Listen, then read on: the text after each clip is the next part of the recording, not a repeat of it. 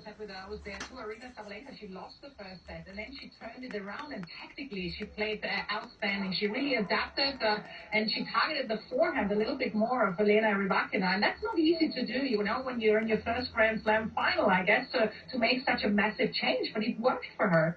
It did, and you know, it's that sound of mind, really, isn't it? And I think going into the match, we all knew what the tactics should be, but it's another thing to be able to implement them, to change it halfway through the match, and to really keep going for it, because there was at times where Rybakina was still ripping forehand, still going for her shots, and yet Sabalenka just kept persisting and kept mixing around the serve, which really, for me, changed things the most.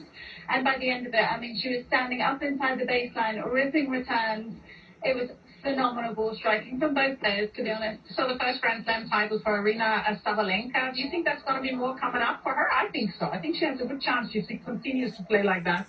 Well, previously she's had her best results at US Open, making semi-finals there twice. I think those conditions are perfect for her. Now that she's got the first one out of the way, why not? She is incredible. I think this is now like a monkey off her back, isn't it? Got the nerves out of the way, got the first one in the back pocket. Yeah, I totally think she's going to do it again. We have to talk a little bit about Elena Rybakina. Big disappointment for her, for sure. She won the title last year in Wimbledon. We thought that she has the edge going into this match because she knew what she could or had to expect pretty much. Are you disappointed with her performance? What would you have liked to see her doing better? Maybe not at all. I mean, I think you could tell from her reaction at the end of the match.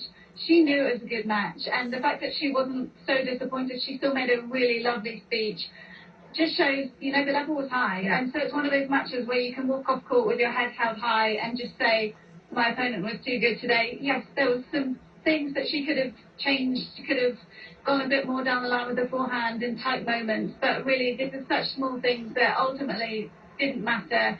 In the grand scheme of things, she just came up against someone a little bit better today. It was a high-class women's final today here at the Australian Open. Laura and I were happy that we could witness that, and now it's back to you in the studio. Thank you so much, and our big thanks there to Barbara and Laura in Melbourne for us. Still ahead, a momentous last few days for the US great Michaela Shiffrin, her history-making achievements. Well, she then told our own Amanda Davis about it all, and why